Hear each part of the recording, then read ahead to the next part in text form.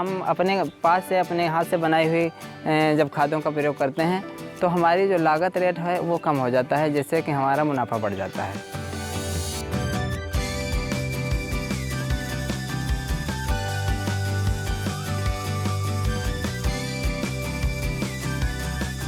जैविक खाद का प्रयोग हमको क्यों करना चाहिए? जैविक खाद का प्रयोग इसलिए हम लोगों को करना चाहिए क्योंकि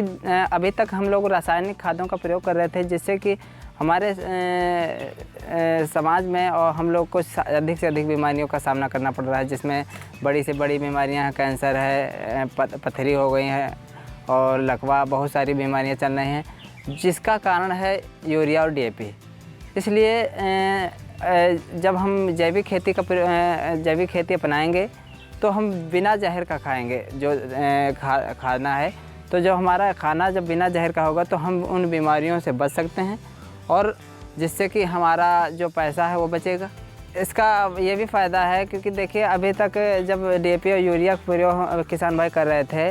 और हम लोग भी कर रहे थे तो क्या था कि इतनी मात्रा में हम लोग की लागत आ जाती थी कि उसको निकालना ही मुश्किल हो जाता था।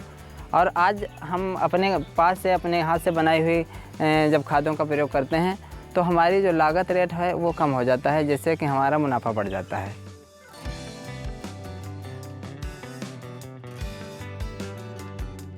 अरविंद जी, आपने जैविक खेती की तरफ ही क्यों मुड़े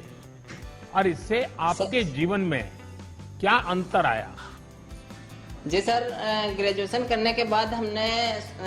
अपनी खेती में कुछ नया करने के लिए सोचा था, तो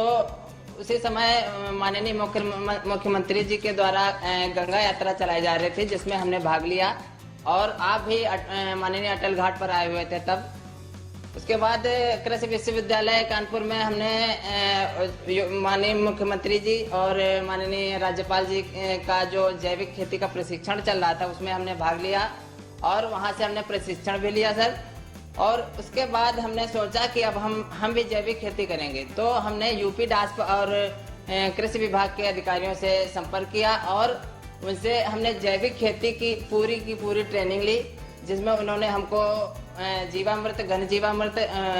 पंचगव्य आदि चीज़ें बनाना सिखाया और कैसे खेती की जाए ये सारी की सारी ट्रेनिंग दी। जैविक खेती हमने अरविंद सर के साथ सहयोग में मिलकर की है। इन्होंने हमें बताया है कि जैविक खेती हमें कैसे करनी चाहिए और क्यों करनी चाहिए। जीवामृत है और घन जीवामृत है, इसको जब खेत में डालते हैं तो उससे हमारी फसल जो होती है तो साफ़ सुंदर और अच्छी फसल होती है और वो जब हम उपयोग उसको करते हैं तो हमारे शरीर को वो पौष्टिक और लाभ देती है। ये है जीवामृत। जीवामृत एक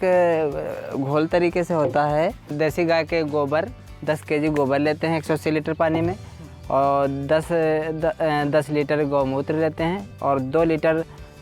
2 किलो गुड़ लेते हैं और 2 किलो बेसन लेते हैं और थोड़ी सी बरगद या पीपल के नीचे की मिट्टी लेते हैं, जिसको हम आपस में मिला करके उसको घोलते हैं, जिसको हम लगभग गर्मियों के दिनों में 2 दिन तक क्लॉकवाइज धीरे धीरे घुमाते हैं और इसको 2 दिन तक रखा रहने देते हैं, जिसके पश्चात हम अपनी फसल में उसको पानी के साथ यूज करते हैं। इसे हम हर एक फसल में अपना सकते हैं, कोई भी फसल हो, मतलब खादान भी आ जाएगा और जो भी सब्जियां हैं सब्जियों में भी प्रयोग कर सकते हैं और ख़ासकर सब्जियों में इसका फ़र्क ज़्यादा दिखाई देता है। तो जीवामृत डालने से सब्जियों में क्या फ़ायदे मिलते हैं? क्या आपको फ़ायदा नज़र आया? इससे क्या होता है कि हमको खाद तो डालनी नहीं पड़ती है एकदम, और इसके साथ साथ जो हमारी सब्जियां होती हैं इसको डालने से रोग पौधों में कम लगता है और जब अगर हम उसमें खाद डालते हैं तो गर्मी के कारण पौधे रोगी ज़्यादा होते हैं। इस वजह से इससे जो जीवामृत डालने से और जो हमारे दूसरे प्रोडक्ट हैं उनको डालने से जो पेड़ पौधे होते हैं वो स्वस्थ रहते हैं और जो फल होता है उनका चमकीला होता है। हमारे जो किसान भाई हैं वो खली की खाद बनाने के लिए क्या करें, एक घड़ा लें, मिट्टी का घड़ा लें, उसमें आधे से ज़्यादा ऊपर तक घड़े में पानी भर दें, जिसके बाद उसके बाद उसमें हम खली डाल सकते हैं और खली डाल करके हम उसको 10 से 15 दिन तक उसको क्लॉकवाइज धीरे धीरे घुमाते रहेंगे, जिससे कि वो खाद बन करके तैयार हो जाती है और उसको हम अपनी फसलों में प्रयोग कर सकते हैं और प्रयोग करने से खली की खाद प्रयोग करने से फ़ायदा यह होता है कि फसल जो होती है वो उसके पत्ते बढ़िया काले होते हैं और उसके बाद जो उसके फल होते हैं वो चमकीले होते हैं, जिससे कि मार्केट रेट अच्छा मिलता है। ये है घनजीवामृत। इसको हम कैसे बना सकते हैं? इसको बनाने के लिए लगभग 3 कुंटल गोबर, अब वो गोबर भैंस का भी हो सकता है, उसको हम एक छायादार जगह पर फैला लेते हैं। फैला करके उसमें एक किसी भी बर्तन में 10 लीटर गौमूत्र, 10 किलो देसी गाय का मूत्र, 2 किलो बेसन और 2 किलो गुड़ को मिला करके आपस में घोल करके इसके ऊपर छिड़काव कर देते हैं। उसके बाद क्या होता है, इसको हम एक बोरे या टाट से ढक देते हैं। ढकने के बाद 5-6 दिन तक इसको हम ढका रहने देते हैं,